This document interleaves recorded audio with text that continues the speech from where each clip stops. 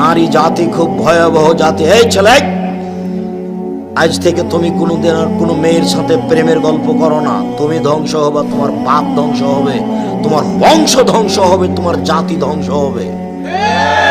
ওকে তুমি চিনতে পারোনি, ও কি জাতি? ও নারী জাতি।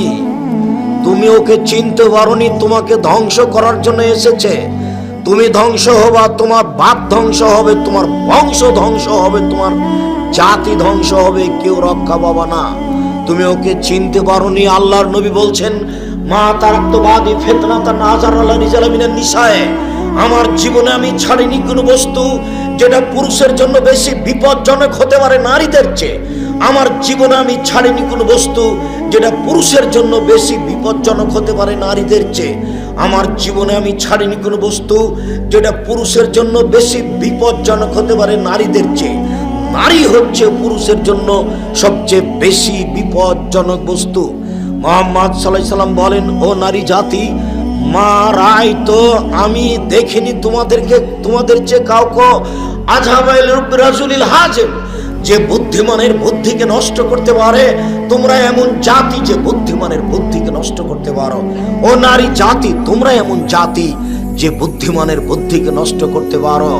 রাসূল সাল্লাল্লাহু আলাইহি সাল্লাম বলেন, ইয়াকুমুল মুগিবাত, যেই মহিলার স্বামী নাই ওই বাড়িতে যায় না, গেলেই তোমরা বিপদে পড়ে যাবা। রাসূল সাল্লাল্লাহু আলাইহি সাল্লাম বলেন, ইয়াকুমুদ দুখুল আলান নিসায়ে, সাবধান তোমরা মহিলাদের কাছে যায় না, গেলেই তোমরা বিপদে পড়ে যাবা। মুহাম্মদ সাল্লাল্লাহু আলাইহি সাল্লাম বলেন নারী জাতির ব্যাপারে যে ইন্নান নিসা হাবাইলু শয়তান, মহিলারা হচ্ছে শয়তানের জাল।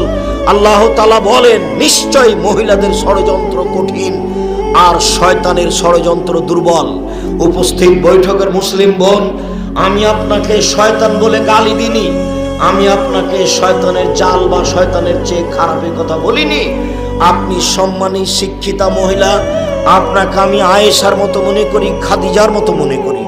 আপনাকে অপমান খাটো করব এটা আমি আদৌ চাইনি। আমি আপনাকে খাটো করব কেন? আপনাকে আমি খাদিজা আয়েশার মতো মনে করি। আসলে বলতে চাচ্ছি, ওই যে আপনার পাশে বসে আছে দেখেন, এখনো মাথায় কাপড় নাই, ক্লাস 10-এ পড়ে। এই হলো শয়তান, এটাই শয়তান, এটাই। এর বাপ অশিক্ষিত, এর মা অশিক্ষিত, এর বংশ অশিক্ষিত, এর বাপ অশিক্ষিত, এর মা অশিক্ষিত। জন্ম দিতে পারলেই বাপ হওয়া যায় না, ক্ষমতার নাম বাপ। প্রসব করাতে পারলেই মা হওয়া যায় না, ক্ষমতার নাম মা। জন্ম দিতে পারলে বাপ হওয়া যায় না, ক্ষমতার নাম বাপ। প্রসব করাতে পারলেই মা হওয়া যায় না, নীতির নাম মা। এই মেয়ে